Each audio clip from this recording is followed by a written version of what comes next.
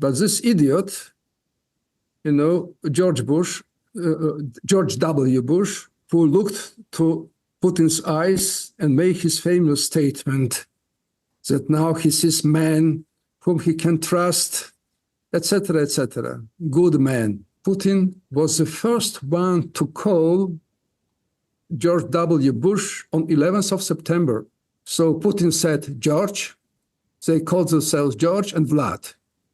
George, he said, well, all my sympathy, whatever, I am here with you, and I will support you in any your struggle against terrorism in the world, he said. By the way, he said, I know you want to allocate some military bases in Central Asia. Well, I myself, I will speak to all the leaders there to do it. He spoke and they did it, if you remember.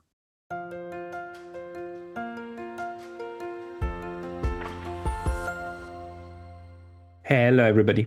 This is Pascal from Neutrality Studies, and today I'm talking to two colleagues from Georgia, our good friend Lasha Kasradze, who has been here on this show many times before, and for the first time, Dr. Peter Mamradze.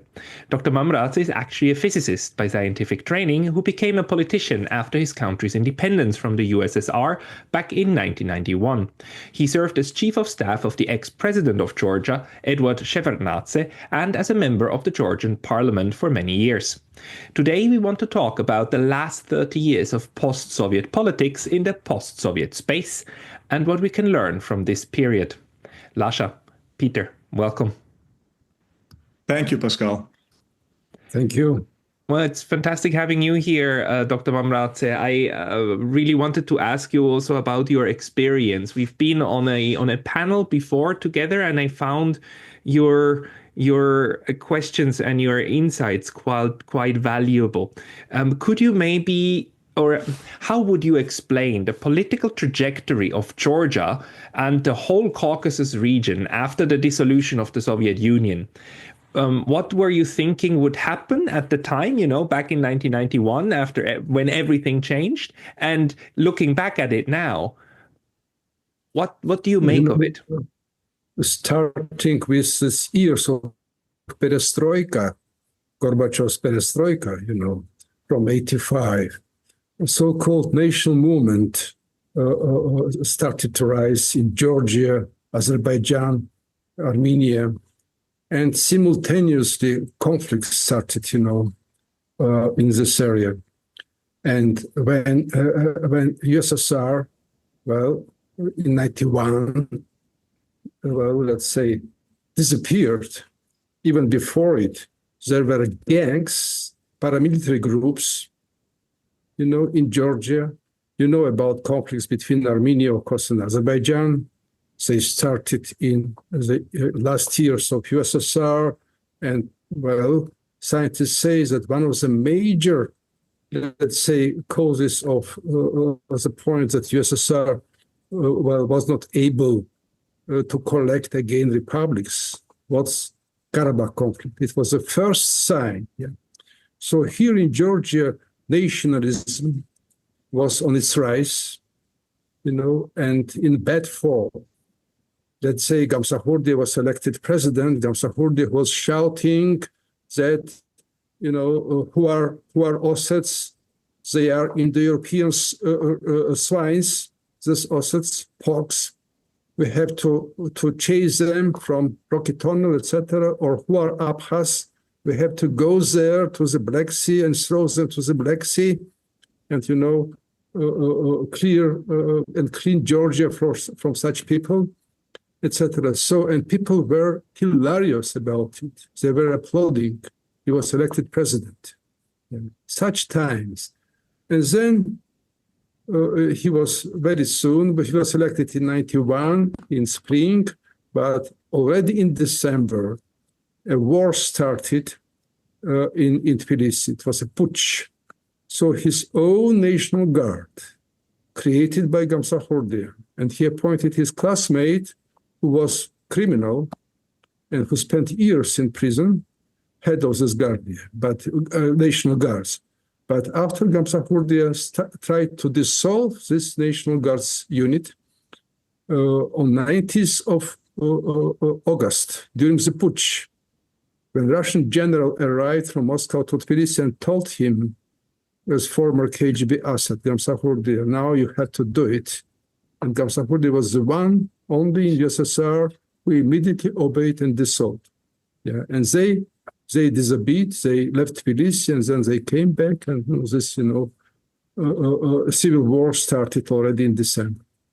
And then, what I remember quite well, because I was in St. Petersburg and came back, making my PhD there, came back only in March 92. Tbilisi, entire Georgia were in hands of paramilitary groups and gangs, real gangsters. They had all ammunition, so-called armored cars they had, and the anti-tank launchers and machine guns and Kalashnikovs, etc. And police was totally disarmed. It's really hard to remember such days because they were entering families, killing them, taking everything from them, robbing and raping small girls, etc. And police, they were absolutely disarmed and, they had no force to oppose. And Shevardnadze arrived in March 92. He was asked by putschists, by so-called military council. And you know why? Because at that time, cabinet of ministers, I mean staff, deep state, they still worked. And they had figures that there is enough flour in Tbilisi for 3 or 4 days, that there are problems with electricity and gas, etc., etc., etc., and one has to run everything. And they were out of money, out of anything, and they were refused to be, taken to UN, I mean Georgia. It was, let's say, 4th of March. They received Armenia, they received Azerbaijan, but not Georgia. No parliament, no president, he ran away in January. So they decided to bring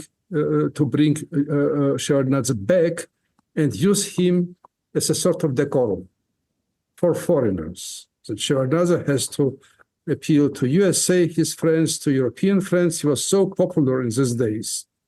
And provide humanitarian aid, provide that image of Georgia and nothing else. They were deadly serious about keeping power in that hands. Guys like Kitovani, who was vice premier and minister of defense and head of the National Guards. Best friend Sigua, prime minister, and Jaba Yosseliani, one of the most colorful figures in that bandit situation, gangster situation in Georgia. He was former so-called thief-in-law.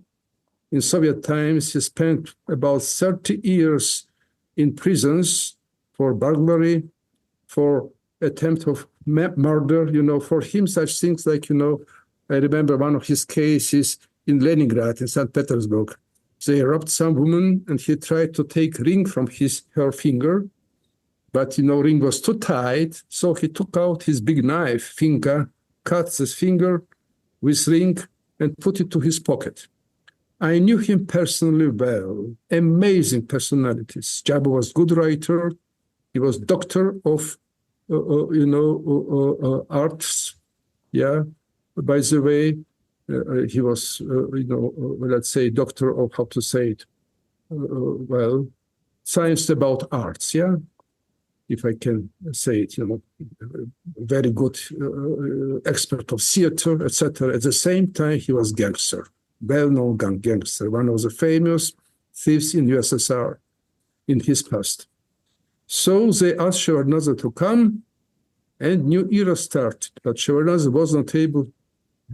How is it possible? Just let me ask, how is it possible that this group of people managed to get so much power in Tbilisi when the Soviet Union collapsed? I mean, because the Soviet Union overall had control over Georgia. I mean, this chaos wasn't there when you left Georgia for St. Petersburg, right? Well, I was coming, of course, and I was really interested. I was physicist. I had no direct links to any political group, but it was so interesting for me to follow and analyze all these events. So it was amazing, step by step, this 9th of April in 1989, and people were killed in Tbilisi, perhaps this day, 9th of April, people were killed. The Protestants, they were protesting that Abkhazia wanted to leave Georgia. Yeah, and so Russian army came, and there were Georgians in Georgian local central committee who urged Moscow to send troops. I had these papers in my hands. They were sending cable after cable. They were all very corrupt. None of them was a real communist, except one man who was head of border troops, general, and he was really crazy communist, who was dreaming about, ideas of great Stalin and great Beria. And he was always saying that Gorbachev and Shevardnadze betrayed these great ideas of Communist Party, really. But others were just corrupt. So they were calling the Russian troops. Russian troops arrived, and this, let's say, they dispersed demonstration, and 21 men and women were killed, and most of them women. Blood was shed, and the same day, escalation started in Georgia. Whoever was shouting more, calling Russians, bloody occupants, whatever, was more patriotic after it. So there were changes, but Yashvili, first secretary, he left his position, and chief of KGB, General Gumbaridze, relatively young man, was appointed by Moscow, first secretary of Communist Party, moderate man. And he knew that, either you have to use force and cause another bloodshed, or you just had to follow events. Events, my dear boy, events. As Macmillan told, Prime Minister of Britain, so somebody after the Suez crisis, events. Now, David Remnick, if you know this name, chief editor of New Yorker now, but at that time he was just very popular and good journalist. He wrote this, Lenin's Tomb, and got his Pulitzer Prize. He arrived to Georgia. Soon after, well, it was October 92. October 90. It was first elections, free elections with many parties in Georgia. So he wrote a great article, I can send it to you. And he said that there is a smell of freedom in Georgia everywhere. And political parties are free and they compete, but this is freedom of Corleone family fighting against Tatalia family. This is Georgian political freedom, he wrote. He was absolutely right. He immediately saw that guys were armed, all of them with some guns, Gamsahurdia's gang, Giachanturia's gang, and all of them were looking to arms. So is it fair to say that the collapse of the Soviet Union left a vacuum, a political vacuum in Georgia that was then immediately filled by the people who had the most money to buy most of the guns, and that this caused several years of internal bloodshed? Sure, it's interesting. We had bright intelligentsia in Georgia, writers, filmmakers, world-known filmmakers, for instance, those who got, prizes abroad, etc. We had some scientists, but all of them were silenced because it was negative selection, it was escalation of nationalism, and whoever was shouting more loudly that now we have to clean Georgia from all that Abkhaz, Azeris, Armenians, whoever, Ossets especially, was, more applauded. Whoever was saying that all this intelligentsia, they are KGB agents, all of them are communists, down with communists, So it was it was general spirit in Georgia. I remember Valerian Advaza, who was good scientist, economist, and he ran against Gamsahurdi as candidate for presidency. He got some 4% or 3%, I can't remember. Gamsahurdi got his 87, I think. And Advaza years after was telling me, you remember that years, he told me, that situation. Gamsahurdi's slogan was, let's go to Abkhazia and throw all this Abkhaz to Black Sea. Yeah. So what I had to say to be more popular, I had to say that let's first kill all of them, and then let's say we have to throw these dead corpses somewhere, because you had to be more extremist, more radical to gain popularity. Yeah, that's how it worked in Georgia. Let me just ask also, like Lasha, is that part of Georgian history, this very toxic nationalism, also directed against minorities? Is that still remembered today, that this is what happened? Absolutely not. My opinion, of course, Lasha can say his opinion. Absolutely not. It was very interesting, and I can't tell you why. I think I understand. I cut it short. It's a long story. And I have to, to say the major things just to make you feel about situation, yeah? But I can answer you. Because just to add, because this is all part of the process that then led to the resolution that Russian peacekeepers would be stationed in Abkhazia and they would be stationed in Ossetia in order to keep the peace, right? In order to stop the bloodshed. Is that part of, Lasha, how is that part of Georgian history remembered today? Well, first of all, Mr. Mamradze has so much experience and sort of first-hand accounts of all this, upheavals in the immediate time period of after the collapse of the Soviet Union and all the chaos that he was just describing in Georgia. I would like to answer that with a question, actually, because I'm interested too.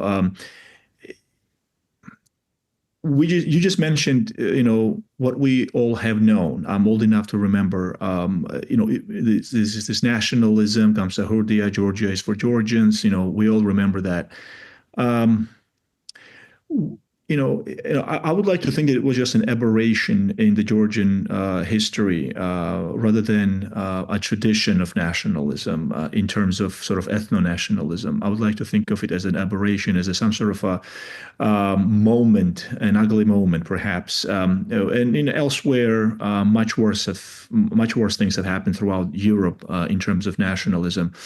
But my sort of comment and question is, to what extent did this contribute? Did Russia contribute to this? And what was in the early 90s? What was the reaction from Washington, mainly as the Soviet Union collapsed? Everyone was panicking, mainly because of the nuclear weapons arsenals that they wanted to sort of control. But what do you think? Sort of politically contributed to it in terms of what was the political disposition of Washington, the then Bush Sr., for example, and others in the West, but particularly in Washington. How do you think they viewed what was happening in the early 90s? Were they concerned that this was going to get out of hand? And were they mostly concerned about putting this down, Gamsahurdia's nationalism, and sort of quieting these eruptions down for the sake of accomplishing a grander, sort of a bigger picture in terms of finding or transitioning into post-Soviet Russia in a more stable manner? And do you think that Western politicians and people in Washington mostly viewed Georgia or any other republic that could get out of hand, meaning could erupt in some sort of a nationalism, as an obstacle? That's what I'm interested in. Perhaps our audiences too would, this kind of information would probably aid them to get a better idea, because Georgia was probably one of the first ones to get into this nationalist fervor. But the reaction from the West Mr. Mamradze? What's your analysis on that? May I first answer to main question, at the beginning about nationalism? Yeah. And then, I made my notes, and then I will follow. Well, it's interesting. Georgia was so tolerant. It was a sample of tolerance, well known. Even when Azeris and Armenians were really fighting against each other, let's say at the beginning of 20th century, Georgians immediately, there were many Azeris, many Armenians, they immediately stopped it. So Tbilisi was a city where the saying was, even Sunni and Shia are standing in Tbilisi in market, close to each other, next to each other, and never quarrel. Now, Tbilisi was international city, and Georgians were ethnic Georgians, less than half of population of Tbilisi. It's hard to believe, but only in year 1966, when I was 14, ethnic Georgians equaled other nations in Tbilisi. Before, they were less than half. There were Armenians, there were Russians, there were Azeris, and many others. And by the way, prominent people among them. Well known, let's say scientists, whoever, composers, people of art, etc. But there was a constant flow from villages, Georgian villages, to Tbilisi. Constant flow, and Tbilisi was raising in population, not because of the birth rate of Georgians, but because more and more people were coming from villages. And Georgia's, this culture in Tbilisi was changing in front of my eyes. It was, let's say, Russification of Tbilisi, and very rapid one. Russification, I mean, this, more like, country farmer psychology and mentality.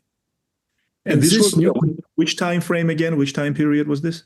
Only in 1966, okay. Tbilisi became 50-50. 50% of Georgians, ethnic Georgians, and 50% all others together. And I was 14. You used the word Russification or rustification? Sorry, I didn't quite... Rustification. Rustic, this word. Rustic means, somebody from province, from village, rustification. Yeah.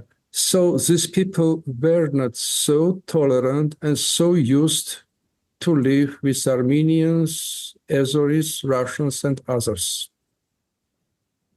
Yeah. But another point is very important. At that time, shadow economy, started to flourish in Georgia, and Georgia became champion of shadow economy and constant flow of cash to Georgia. And Georgians were the richest people in USSR. It was well known. Georgians were regarded as a man whose pockets are full of money, etc. So I remember our very good writer J.H. was saying, now the time started, late 60s, 70s, 80s, when anybody who traveled to Moscow, to St. Petersburg, Leningrad at that time, or to Kiev, or to capitals of Baltic states, and who visited their best restaurants, the most fashionable in tourist, let's say, or other, hotels, would come out of them with one belief: the Georgians are, the richest people in USSR, and even more, the Georgians are, let's say, majority of population. I remember those years. There were, all these best hotels were full of Georgians, and Georgians who were selling lemons fruits, whatever, flowers in Moscow on this, let's say, free markets, let's say. They were telling me, we are coming every year we are going back with new Zhiguli car. Nobody was able to do it. Only Georgians, etc. So the stereotypical sort of Soviet, Soviet Georgian citizen. So it started that who are Russians? They are drunkards and bombs, like, bombs in English, they're a special, like tramp or whatever, something like this. Who are others? So we are, whoever is really good is Georgian.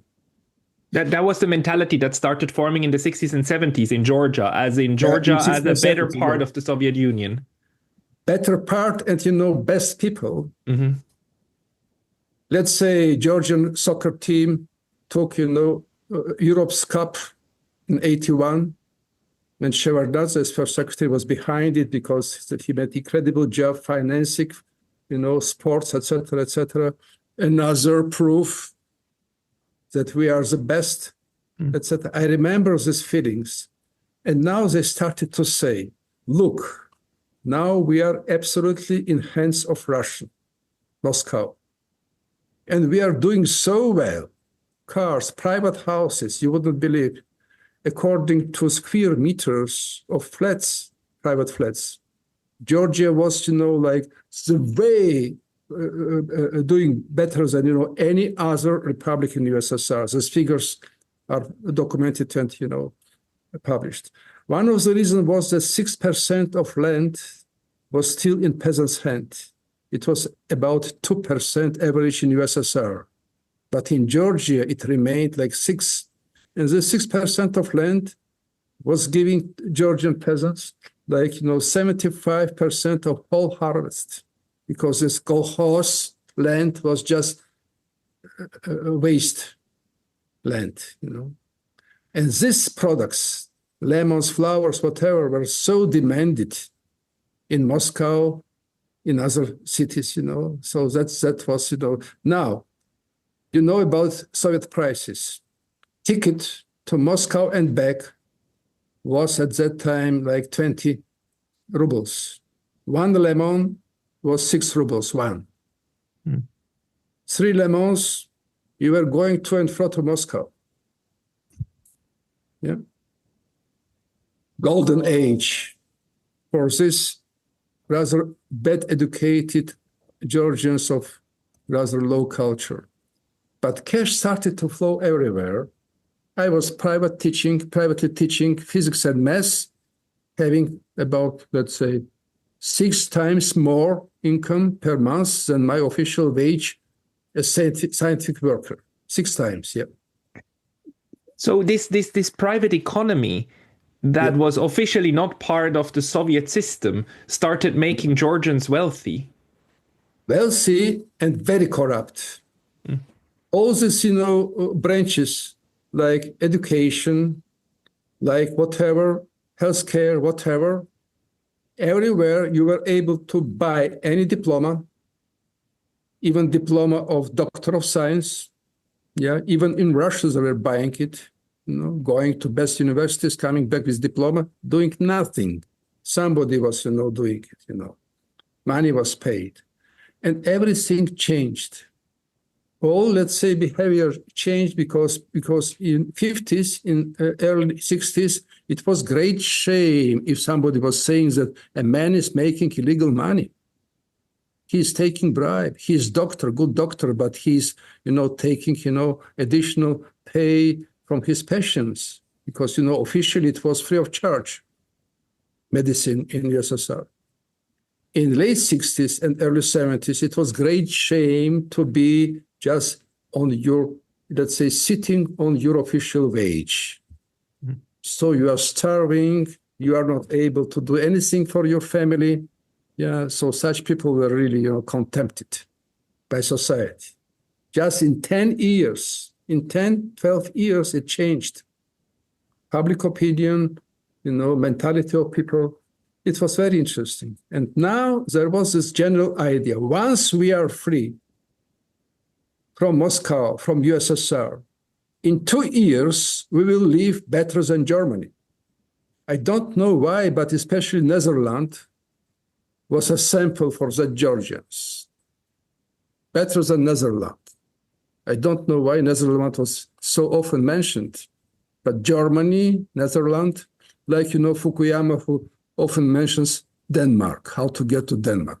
Mm-hmm. But these Georgians were saying that in 2 years, we will be much ahead of Netherlands because we are doing so well in Russia's hands. And once we are free, well, there were some clever Georgians making huge money, among them one of, heads of some biological institution who was telling me, the stupid Georgians, our, compatriots, they cannot understand that USSR and Russia is a huge colony for us now. And once we lose this colony, this great, market of cheap labor, he was saying, great market of any goods. I mean, to buy, let's say, to build houses, whatever, people were paying fixed prices, which were very cheap, and giving bribes to Russia's, bureaucrats, because bureaucrats were deciding it. So Georgia met this process of dissolution of USSR with incredible wishful thinking, so cut from reality that very soon paradise starts. Can I just interject? I'm sorry to interrupt, but sort of just to return to make the point of nationalism, do you think that contributed to it then, or eventually? Sure, we are the best. We showed it. We showed in USSR. We are the most able people. We are so ready for capitalism and free economy. And there are just obstacles, just Russian rules, Soviet rules, And we are, forced to be shadow, etc. Yeah, and once we are free, well, Netherlands, okay, but in 2 years we'll do it, etc. It lasted for a long time. When Shevardnadze arrived, people were saying, my friends, physicist, I was working in some elite institutes in Georgia, Astrophysical Observatory, etc. And so there were, our director was president of Academy of Science of Georgia, so there were guys from very good families, etc. So smoking cigarettes, drinking coffee, they were saying, now Shevardnadze is back, and he will introduce Deutsche Mark as currency in Georgia.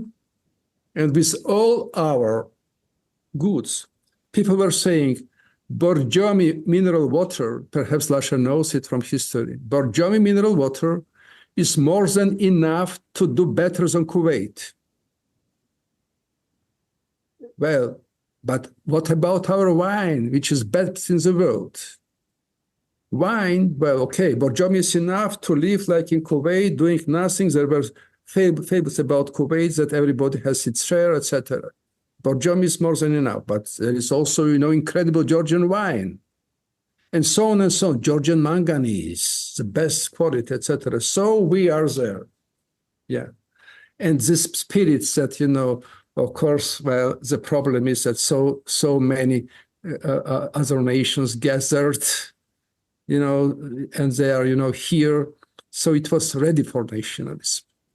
So is it fair to say that Georgia at the end of the 1980s or in the 80s was already economically doing so well and misunderstanding where that wealth was coming from, that then together with the expectation that things will get even much better, it seemed natural that you could be talked down to everybody else and completely misunderstand the situation, actually. Absolutely. The man was intelligent man. Of course, he was also making money, etc. But he was very nice man. I don't want to say his name. And he knew some people in Moscow, etc. He told me, this director of some institute, he told me, look, as I told you, now USSR being dissolved, when it dissolves, we will lose the source of our wealth, the very source. What are we going to do? And Ben Zhvania, who was, years after chairman of parliament, and he was head of our faction, head of the Greens, he went to Moscow and he met Egor Gaidar. You know Gaidar, yeah? Gaidar was prime minister in Yeltsin's time, and he was great reformer, etc. So Gaidar told him laughingly, Zurab, at our institute, that institute was, by the way, created by prominent man, Georgian Parliament, who was son-in-law of Kosygin and who was member of this Rome Club, very special man. And he said, we examined all republics, and all republics have something to produce, to survive. And here is Georgia, who was doing incredibly well, profiting from other republics, first of all, from Russia, just like parasites. Am I correct in Russia, in English? Parasite? Mm-hmm. Yeah. Perhaps a parasite. Yeah, parasite, yeah. Like it. Once it's cut, he told Zurab, how are you going to survive at all? And is And that Zurab, what happened? I mean, once this bond was dissolved, exactly. Is that then where this drive comes from? That Georgia says we have to be part of Europe, we have to be part of Europe, we have to have another market. Is that the origin? Yeah, origins were, even in Soviet years, when people were so positive about the West. When Margaret Thatcher arrived to Tbilisi, Iron Lady, all these leaders, they wanted to be also, when they were coming to Moscow, they usually asked that, they want to spend one day at least in Tbilisi. Tbilisi was popular. So when Thatcher arrived to Tbilisi, entire Tbilisi took to streets. Thatcher with us. Margaret was really, really shocked. But this hospitality and crowds shouting, Margaret, Margaret, Margaret. So it was like, let's say, ideal for Georgia, the West, so-called Firba states. Turkey was nothing, yeah, a giant state next door neighbor. But Turkish, they are poor. They are not well educated, but we Georgians, etc., etc. It was amazing. And now, when Turgut Özal arrived to Georgia, there was no money to fuel cars for motorcade. So Tevfik Pukokyaus, Turkish ambassador, took money out of his pocket and gave it to our Ministry of Foreign Affairs. Here is money, guys. We are friends, so you just use it for, reception, etc. Yeah, things started to change, but coming back, so the soil for nationalism was growing, starting with second half of 60s and then 70s and 80s. It was growing like, some flowers are growing, etc. And when Gamsahurdia started to speak it openly, like it was growing in Germany about anti-Semitism. And then this First World War, and that years, and then, this Great Depression, and when Hitler started to say that, well, they are guilty, and that's it. And those Germans who were living in Germany, well, I spoke to some of them, they were saying, Adolf was just repeating what in any pub, people were saying. Just repeating it, nothing new. Well, now about Russia and Washington and Georgia. Well, Russians were just watching. There was chaos and anarchy in Russia too, if you remember.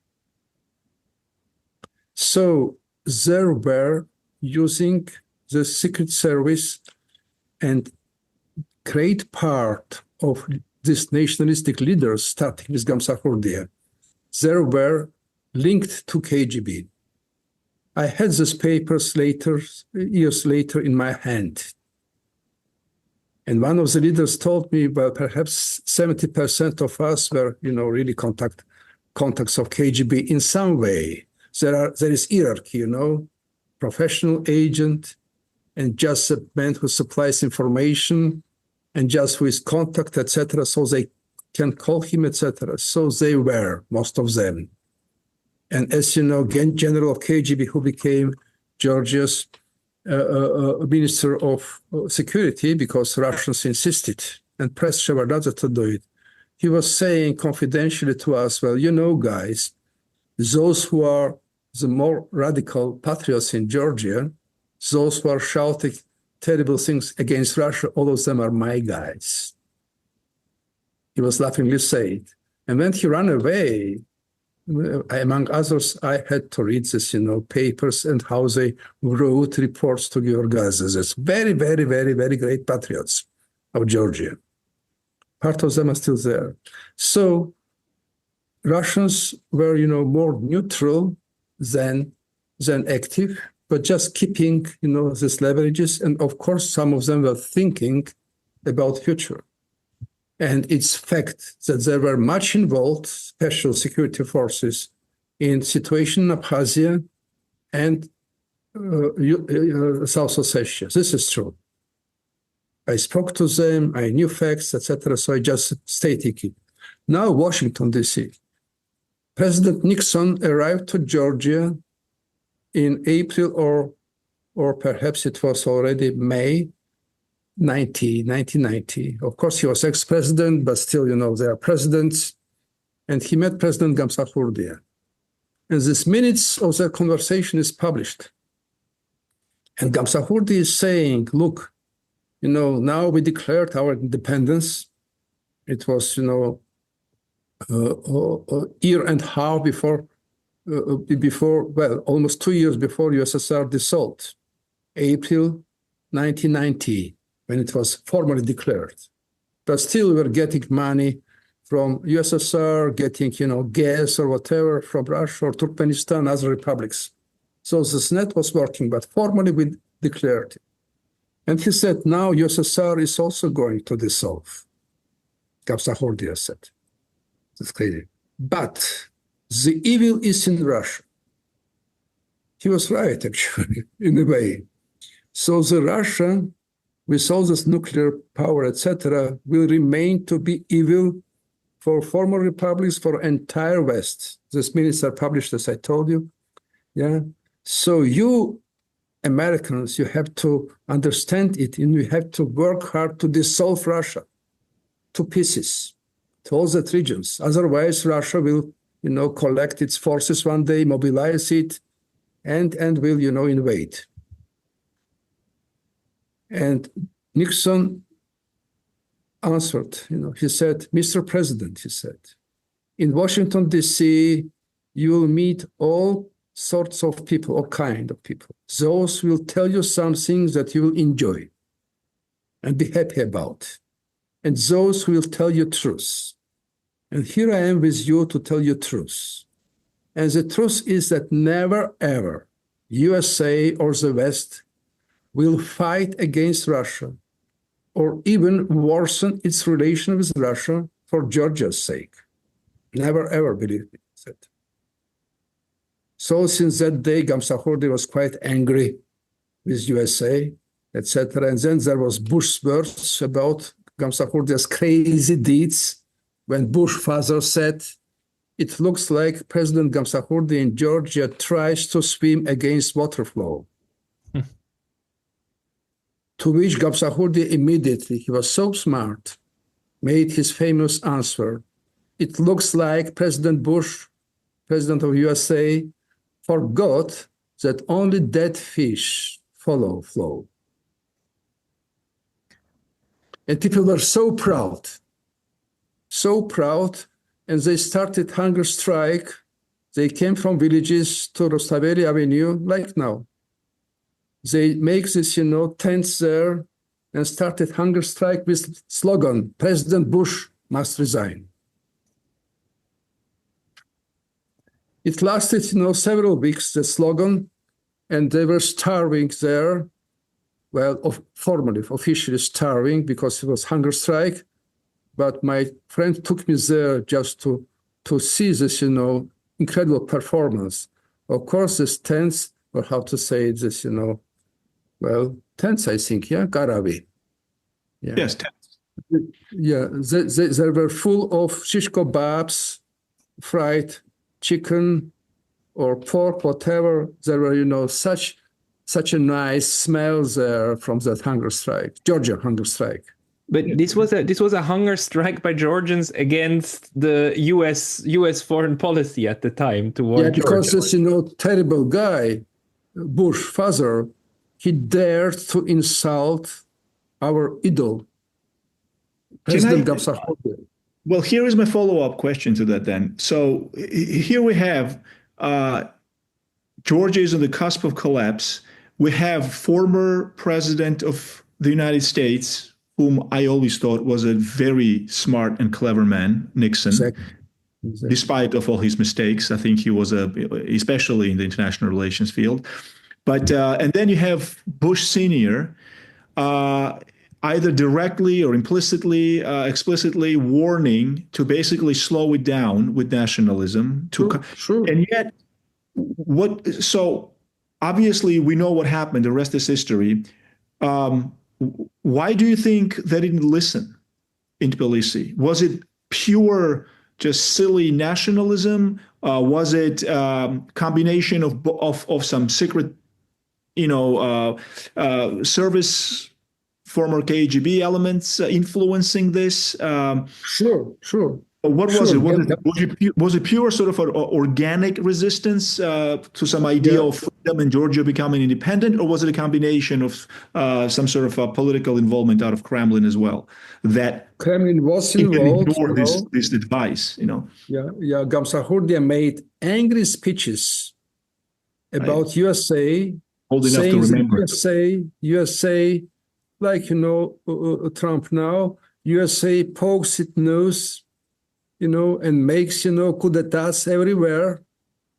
And there are, just few people on Wall Street who are rulers of the world, etc. So it was, he really believed it, Right. I know very well his son, Konstantin, I tell you it confidentially, who was telling me the same, world politics, is politics, of, some 5 or 6 rich guys in USA. Now it's closer to reality with all the Silk Valley group, Elon Musk and Peter Thiel and others, but at that time, as soon as Gamsakhodia started to say it publicly, and Bush criticized Gamsakhodia, it was over, because crowds were shouting, Zviad, Zviad, Zviad every day. Huge crowds. You know that in 1989, not being president, Gamsakhodia said, now we have to kneel Kremlin down. We have to close our railway in Samtredia and blockade Kremlin, and Kremlin will kneel down. So there was no way to make people understand that Samtredia is hub in the heart of Georgia. And if you block Samtredia railway, it harms Georgia a lot. It harms also Armenia, partly Azerbaijan, and Georgia will have huge debt after it because, there were, fines for such thing. And Kremlin will not kneel down. Whoever would say that, are you crazy? Napoleon spent, days in Kremlin and was sleeping in Alexander the Great emperor's bed, but Kremlin never kneeled down after it. After it, Napoleon, had to fly away, and Emperor Alexander entered Paris on the white horse. Yeah. Can I just ask you, how does this then connect with what we saw or what you saw then in the 1990s and the early 2000s, the lead up to Mr. Saakashvili, then taking power and actually marrying Georgia to very strange policies in the West that 10 years before would be unthinkable, right? Because somebody told Georgia, the West will never go and fight for Georgia, right? But then somehow the idea came up that this is what the future will be, and the future of Georgia is in Europe and is in NATO, all the way to the point where Saakashvili dared to even try it out and fight with Russia in 2008. How did that happen? Yeah, it happened through some transition period. Because when Shevardnadze arrived to Georgia after that putsch and fighting in streets, and already, no bread, no supply, and people were really in disaster, already. March 92.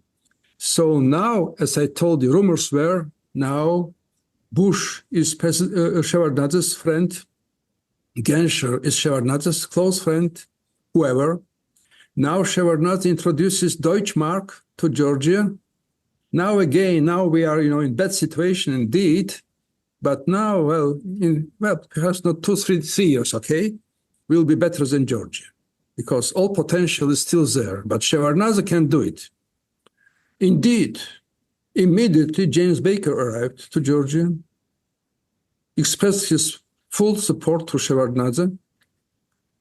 Embassies started to open in Georgia first time. In Gamsahurdia's time, we were isolated from the West. Not a single embassy was opened in Gamsahurdia's time. Now Americans opened. Well, Genscher arrived. Genscher brought with him ambassador, and he asked that man, now you stay in Georgia. He did not took this man back. Yeah. So aid started to flow, humanitarian aid. President Shevardnadze, he was not president at all. He was symbolic figure, like coordinator of that state council, who was military council before this putschist, and he urged them to change the name, okay? But he met President Bush, and there was huge line, and everybody tried. He went abroad for some summit. I cannot check it, And everybody tried to speak to Bush, but Shevardnadze, he was so smart in diplomacy. He just stands there nearby, saying nothing. So Bush shouted to him, Edward, you are here. Tell me, how can I help you? And Shevardnadze told him, we need mazut and wheat. 2 things. Mazut? So mazut, mazut is diesel fuel, like diesel fuel. For the thermal central power plants, And mazut and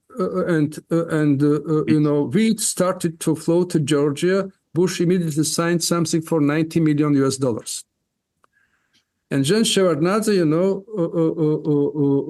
started to deal with UN, and that's how he mentioned me, by the way. I appeared in Shevardnadze's, let's say, eyesight. During that days, I was already working as assistant to Vice Premier Kasradze for inter-ethnic relations and human rights. I, quit physics, and I never ever was a member of Komsomol. In spite of all people of my age were automatically members, not saying about some work for Communist Party, whatever. I was just physicist, and I was working hard. Of course, underground for Chronika tekuчих событий in Moscow, chronics of current events. Yeah, spreading all this literature, etc. Well, but Chevy did his best. It was announced that they are going to accept us to UN, and we became members of UN, etc. So things, and the same year, 92, I think it was summer, we became members of NATO Council, so-called Council. Yeah. So now, this idea that we are enjoying West help because Russia was not able to provide any help, but Shevardnadze was always saying that only normal, good, friendly relation with Russia could be guarantee of Georgia's territorial integrity and security. I can jump and tell you how in 95, before elections, Shevardnadze as president, before he was not president, he was chairman of parliament, and we elected him chief of, head of the state. And before it, he met Chernomyrdin, and he signed agreement to keep Russia's military bases for 25 years. Few people remember it now. He signed it, and we were the only republic who was willingly doing it. 25 years for Russian bases to stay in Georgia. And then he made his historical speech on TV. He said yesterday, or whatever, I signed it. We made this decision, I signed it, that Russian military bases will stay in Georgia for at least 25 years. So the question arises, why? There is not a single sovereign nation in the world who is happy about having military bases of any foreign state of its soil, okay, he said. And that's true. And then one can say, look at our neighbors, Turkey, member of NATO, we have perfect relations with Turkey. Look at Armenia and Azerbaijan, perfect and even brotherhood connects us to both states. And he was right. He was so close friend to Aliyev and Demirchand and others, He was so much respected himself, and the relations were perfect. Yeah. So why? Why on earth we signed it? He said, because this is the only way to calm down our giant neighbor in North Russia. Public speech. This is the only way. This is the only way to save Georgia from future dismembership. They were already staying in Abkhazia, peacekeepers, staying in South Ossetia. Sukhumi fell in September 93. Yeah. So it was actually, and I already had, read this, secret reports of Russia's KGB, FSB at that time, about this carousel plan in Georgia to dismember it to Adjara, Samskhe Javakheti, Femokartli, Mingrelia, etc. So 7 regions out of Georgia instead of Georgia. The only way to do it, and this is the right way, he said, publicly. And it was, really good. Yeah. And about Russia, people forget things, of course, only professionals remember it. Sukhumi fell on 27th of September 93.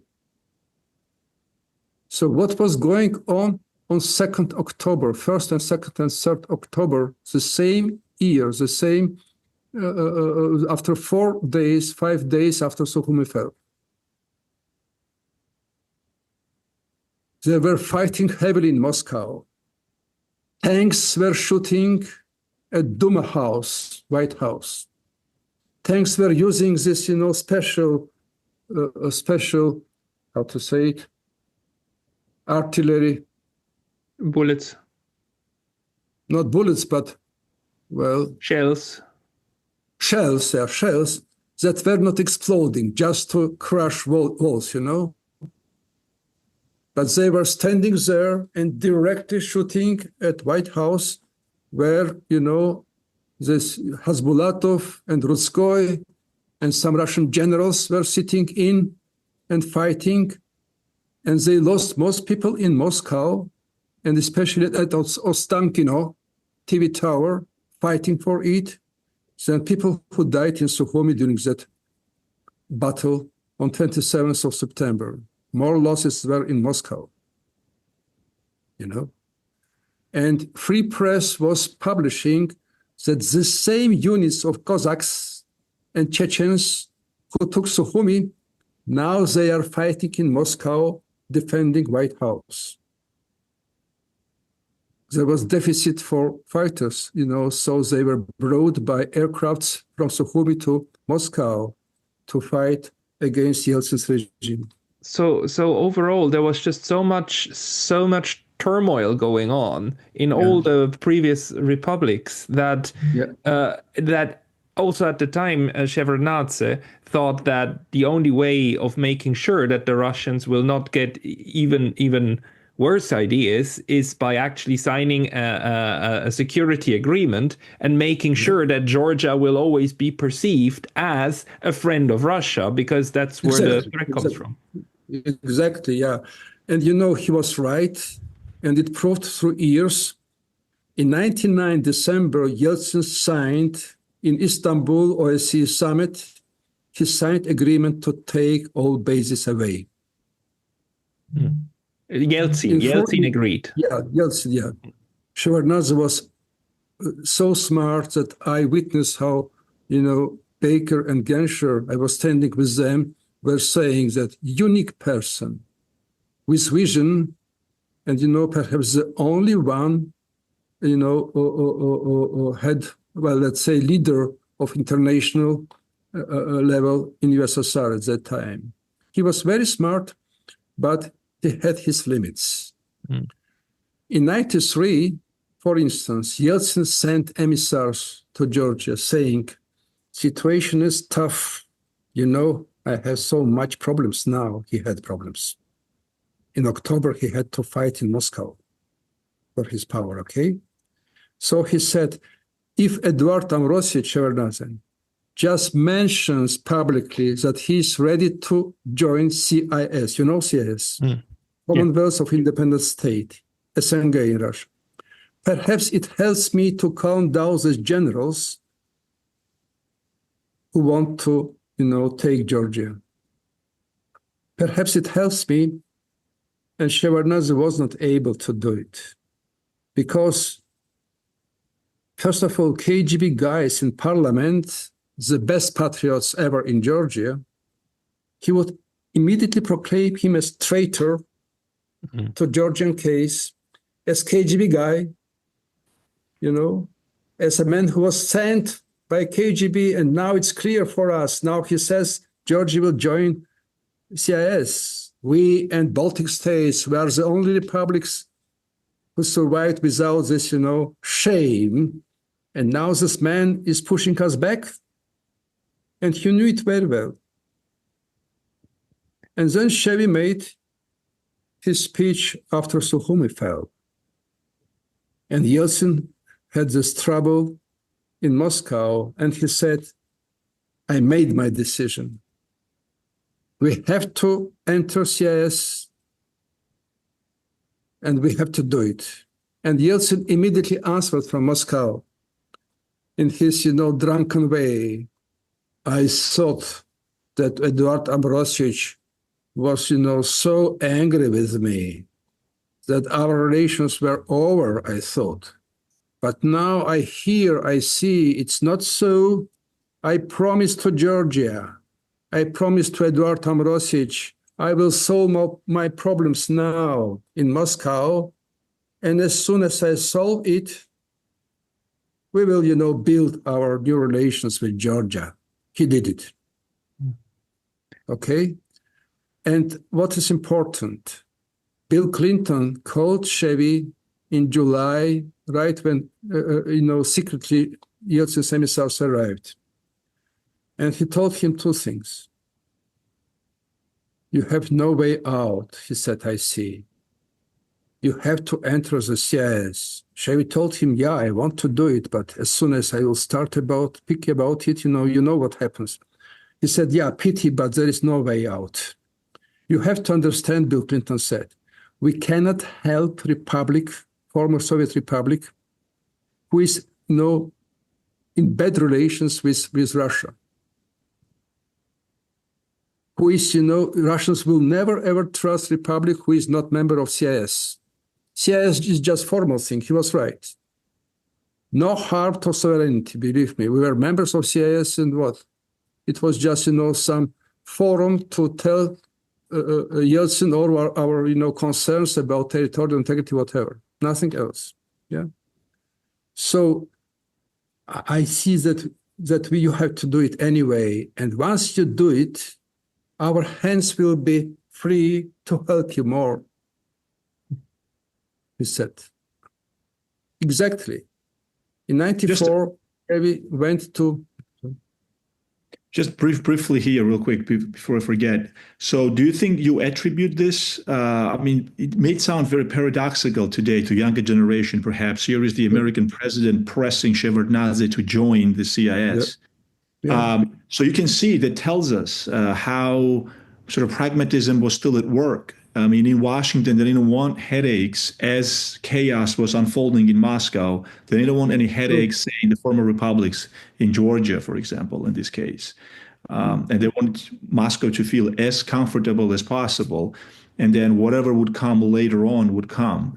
But geopolitically, I think they just wanted to have some sort of a stability in the periphery of Moscow, as it was Russia or the Soviet Union as it was disintegrating, and civil war was, going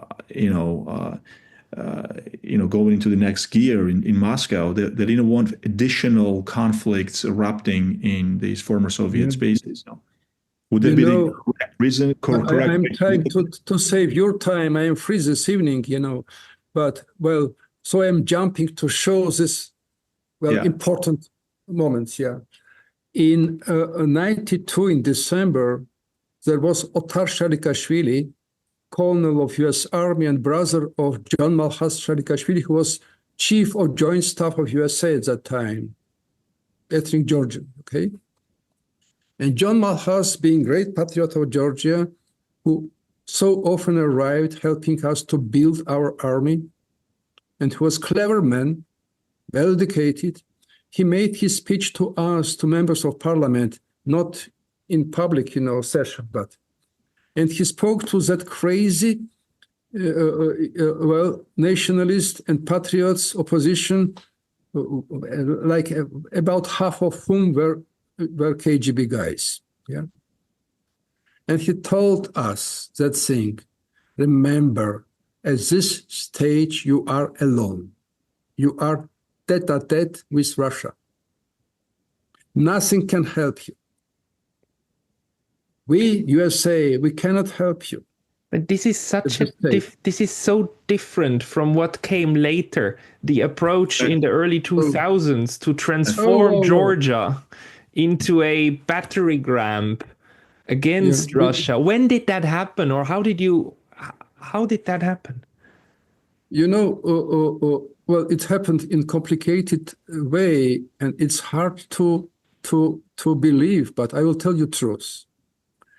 It started with George Bush Sr., idiot guy who looked to Putin's eyes and made his famous statement that now he sees man whom he can trust, etc., etc. Good man. George Bush Jr.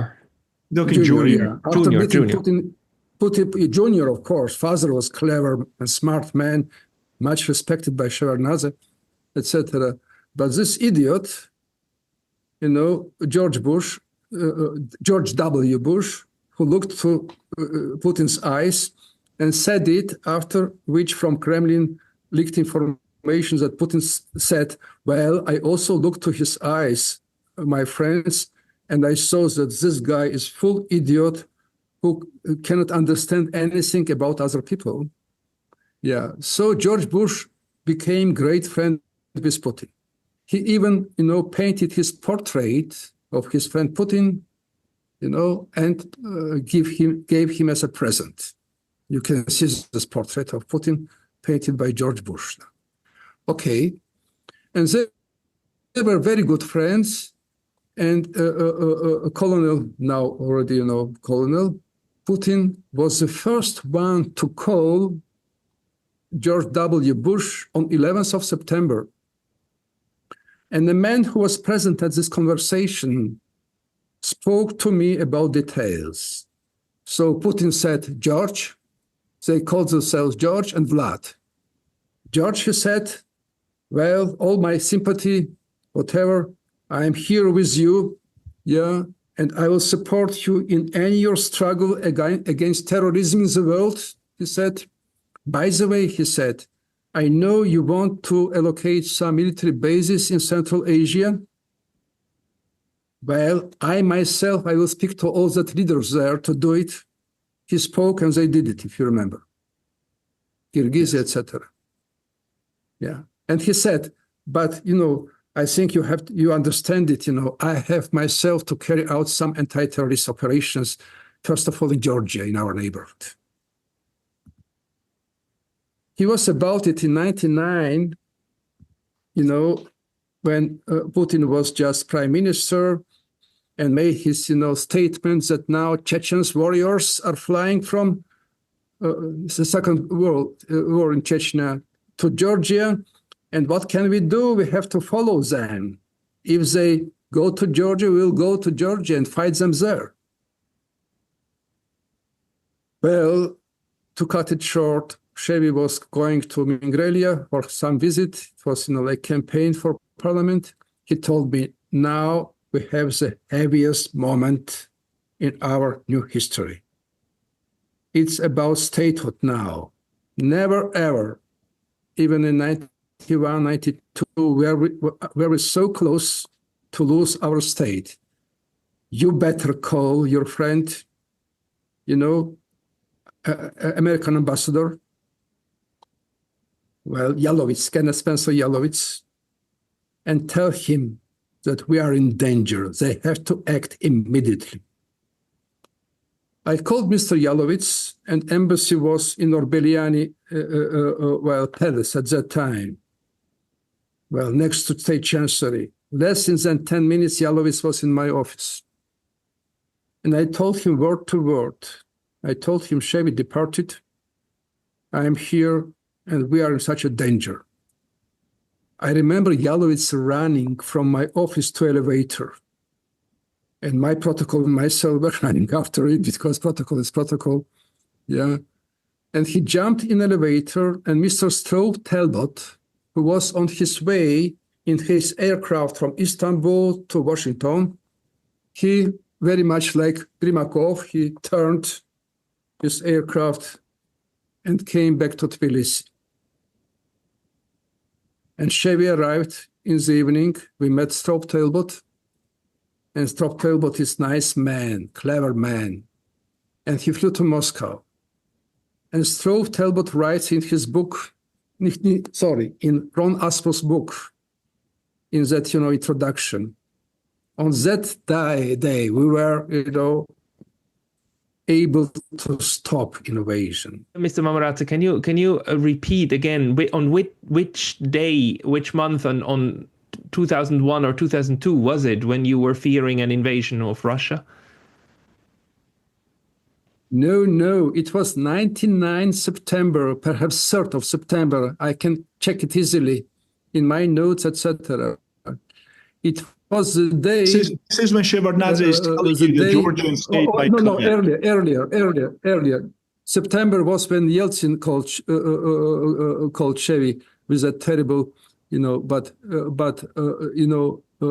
was when Putin made his statement that we have to follow, our army has to follow Chechen warriors who fled from, who are flying from Tbilisi, from Chechnya to Georgia. Terrorists, because all Chechens were, named terrorists, if you remember. So we have to fight terrorists. If we find terrorists in toilet, he said, when houses were exploded that year in Moscow, we will kill them in toilets, in men's room or whatever. Now, he said, if they fly to Georgia, we will follow them to Georgia and fight them in Georgia. Yeah. So, and Yeltsin called Chevy, etc., asking to deploy forces. He was not, Putin was not a president at that time, of course. Yeah. So I'm jumping actually because you mentioned 2001. Yeah, I'm jumping. It was 99. I go back when Putin made his statement. Yeah, okay, and we were saved because Americans involved. And Stroh Talbot describes it saying that we paid all due respect to Russia, a superpower. We used our best, Magdalene Albright, myself, etc., to calm down situation. Clinton spoke to Putin personally.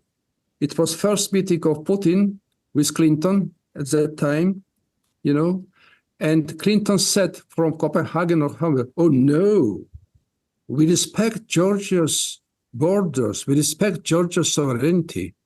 We wouldn't, enter Georgia for any reason. So situation calmed down. And Putin at that time, and Strop Talbot just compares. In 2008, he writes, American administration acted in much different way, he says, Strop Talbot. Now, you remember Putin in that days, in that years, America is our friend, Putin's statement. Whoever says that Americans are our enemies is much wrong. America is our friend. And NATO is here. And why not enter NATO? Putin's words about joining NATO, etc. And then let us jump to 2001, September. And that conversation that George, now already George Bush, of course, I will support all your efforts, your fight against terrorism in the world. I will tell leaders of Central Asia, if you want to deploy your, bases there, he needed it. It was impossible for Russia at that time to close border with Tajikistan. All those drugs, weapons, etc., flowing to and fro, and so on. And then he said, but, we have our problems in Georgia. KGB brought that guy, Ruslan Gilaev, and his 40 soldiers to Pankisi Gorge. KGB, from Rocky Tunnel. And there was always pretext. In private conversation, Putin was telling Chevy, they are good people, Gilaev and his people there. They don't make any problem for you, aren't they? So Chevy was even saying perhaps Putin needs Gilaev one day to be head of Chechnya because he can speak to him, Ruslan Gilaev. And then this conversation with Putin, with Bush. And the man who spoke to me about it said, Bush immediately looked to Condoleezza Rice. And waved, no. And Bush said that, well, Vlad, we agreed, you and I, we agreed that we do help Georgia to build its institutions, to fight terrorists, whatever, with our mutual help. Let's continue this collaboration about Georgia. So it was refusal. And Putin took it to his heart deeply, of course. I am, opening my heart, my help, whatever, offering. And even about Georgia, you are about to keep your presence there anyway, etc. So it started, and, there were, of course, about military bases, that things, and Saakashvili made promises to Putin personally to keep strong anti-terrorist joint center, Russian-Georgian center in Gonia, close to the borders of Turkey, and then deceived him. So I can tell you a story. Yeah. I'm sorry, because we are already way over time, actually, what I usually do, but I just need to ask you last thing. So would you say that the process of losing trust also between Moscow and Washington was a process over many years that also went through the experience of the former republics like Georgia, of how Moscow bit by bit basically was alienated from its former friends and its former joined republics, right? I mean, all of these republics, they were working together, and then not losing them, but losing the connection with them bit by bit, Exactly. and by American policies, not necessarily by individual policies, right, and individual little decisions, that this process happened. Yeah. In 2004, Saakashvili, entered Ajara. Aslanabashidze was taken by Lushkov, mayor of Moscow, who flew with his personal aircraft, not by Ivanov Igor, but by Lushkov. It was, let's say, gift of Putin. Putin issued strong orders to Russian military base who were actually under Aslanabashidze, not to poke nose out of it. In spite that Abashidze was so close to them, paying them, etc., they obeyed. And Russian ambassador, with whom I was grown up in one yard in Tbilisi, Chikishvili, who then was, living in Russia and came back as ambassador of Georgia, told me, no, now it will be calm. And then Saakashvili deceived Putin in incredible way. He started humanitarian attack on Tskhinvali region. In spite of their mutual oral agreement, which was made in Moscow when they met in 2004, early 2004, And then he started to use force. And on 19th of August 2004, Russian 58th Army was coming with full speed to Georgia through Rocky Tunnel. And I, with Zhvania, was, shouting every day. I was chief of staff of Zhvania at that time, said, it's disaster. And Americans were shouting to Saakashvili, stop it.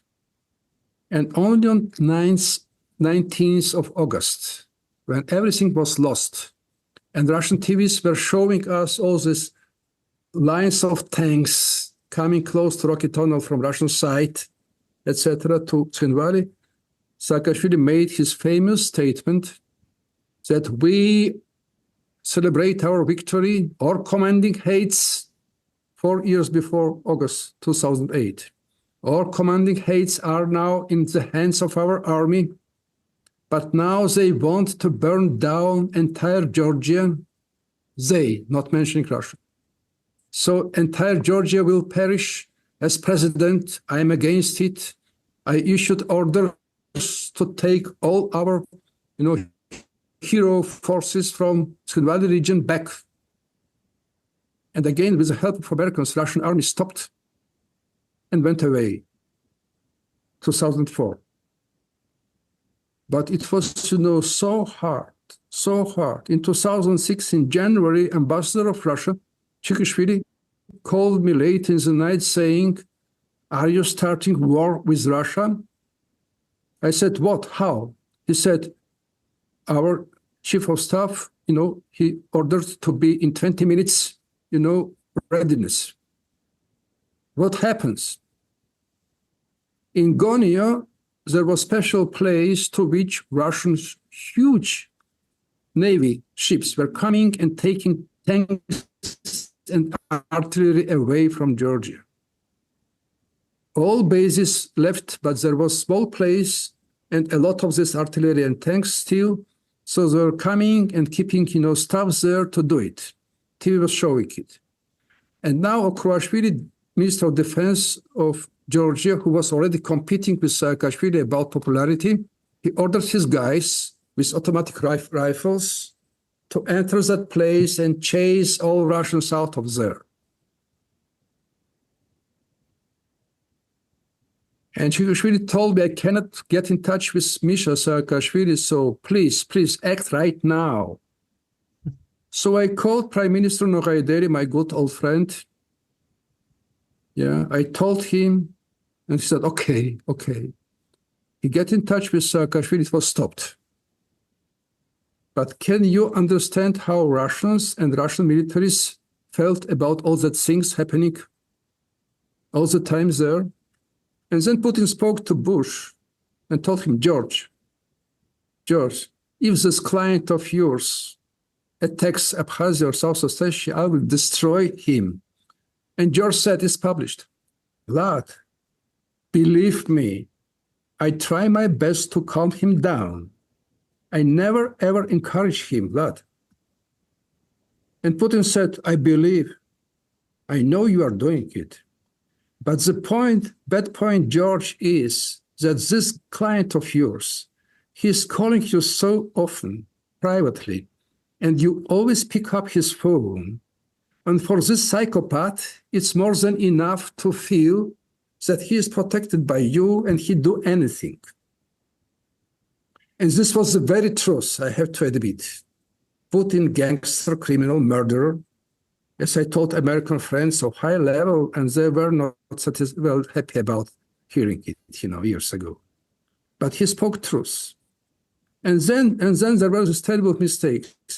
If I have 5 minutes, I will tell you something which is important. Okay. 2008. Bucharest. Summit in Bucharest. Putin arrived and made his speech there, saying that never, ever will we allow this not friendly, whatever NATO bloc to come closer to our borders. Never, ever. William Barnes writing to Condoleezza Rice in his reports, niet means niet. That's a But famous before it, Jaap de Hoofdschepper, old and not so healthy man, but clever guy, Secretary General of NATO, arrived to USA. And Asmus describes it. I knew it, not from Asmus' book, but Asmus describes it in details. He was well received by Condoleezza Rice and Robert Gates, who is great statesman, and he was Secretary of Defense at that time. Okay, and he was received in the evening. It's important. Dined with them, and they told him, "Well, it's over now. It's so calmed down. What?" Now, President Bush agreed not to raise this issue of map to Ukraine and Georgia at Bucharest. We agreed about it, we are so happy about it, etc. So Jaap de Hoofdschepper, in very good mood, entered next day, evening and morning, President Bush's office. And George Bush said, I was, thinking for myself during this night, deep in the night, and I made my decision. This young guy, Saakashvili, and Georgia, they deserve to get map. So I made my decision to do my best and fight for the map to be given to Georgia. Can you understand it, The map meaning becoming part of NATO? Yeah, sorry. Map is membership action plan for NATO. Membership action plan. Okay, to become part of NATO. It gives you no guarantees, absolutely, just paper invented by Václav Havel. Yes, to encourage states that you are doing well, nothing else. As I was telling my friends, I can give you a map immediately. Here is map, you can sign. Just stick it to your wall, etc. Map. Obama saved us from disaster in 2014 during the days of annexation of Crimea. This is a different story. And then Bush did it. And what happened? Putin told George, look, Medvedev now will be president, okay? Your term is also expired, yeah? So come with me to Sochi and spend some good time with me in Sochi, 3 presidents of us, you, myself, and Medvedev. Of course, Bush happily agreed to it. And Bush went to Sochi And they spent incredible time. Dana Perino was informing us, and I wrote that they are there, enjoying themselves and even dancing Kazachok, Kazachok dance. Mm-hmm. They are embracing themselves, and they were dancing around the fire every evening there after, drinking vodka and whiskey. Yeah, and they had this good conversations there, relations so close, so good. And Putin deserves, full trust. And then Putin said, it is in minutes, during conversation, before Kazachok or after, I don't know, he said, George, again, if this client of you attacks Abkhazia or South Ossetia, as I told you, I will crush him. I will just destroy him. And Bush said nothing. So Ron Asmus in his book says, back in Washington, D.C., days after, Dick Cheney's staffer read it and started his alarm saying, no answer means yes. And they made this meeting of joint staffs, Bush and Cheney, and Bush staff said, oh no, President fixed his position about Georgia so many times, there was not necessary at all to repeat it again. And that is. And that you know what happened. Condoleezza Rice arriving on 10th of July, making press conference with Saakashvili saying, Mr. President, we all believe that Georgia entering NATO is the best way, best instrument for Georgia to restore its territorial integrity. And she is saying, Mr. President, please remember, all Georgians remember, we, USA, we always fight to defend our partner. And Lavrov saying the same day after meeting Bagapsh, it's much wrong what was said now in Tbilisi. Very soon they will understand it's just counterproductive. And it was NATO counterproductive. would not. Well, more than it, I can send you, Paul Sanders' wonderful article, our share of guilt about it. I would very much like to read it. So I am very sorry. My laptop actually is going to shut down in a few minutes because of the battery. I'm very sorry about this. Dr. Mamradze, we need to talk again another day because this story is big and needs more time to spend, especially then after these fateful days of 2008. But I would like to thank you very, very much for sharing this information with us. And I was always about writing the book about all this. Let's say I have my book in Georgian and also in Russian about 2008 war. Yeah, but one day. So if anybody who can help me with this book, I will be much thankful. Maybe we'll work on it. Definitely. This is why we wanted you on the show, because of your first-hand account and detailed knowledge of what was happening. Yes, and I'm plugged in. I'm plugged in again in my energy. But this I encourage you to do that. Like write it down. Like all of this this first-hand. It's a question of time. I can find some 2 hours like this, but I'm so busy now with lecturing, making my reader in Georgian. There are no Georgian books about globalization and nationalism. Also about one has to earn money now in Georgia to survive. I'm head of this, board of encyclopedia in Georgian encyclopedia of physics and maths, etc. So plenty of work. Yeah. So plenty of work. Maybe we can talk to you again and continue the story after 2008. But Peter Mamradze and Lasha Kasradze, thank you very much for your time today, both of you. Thank you. Thank you both. Thanks. Thank you.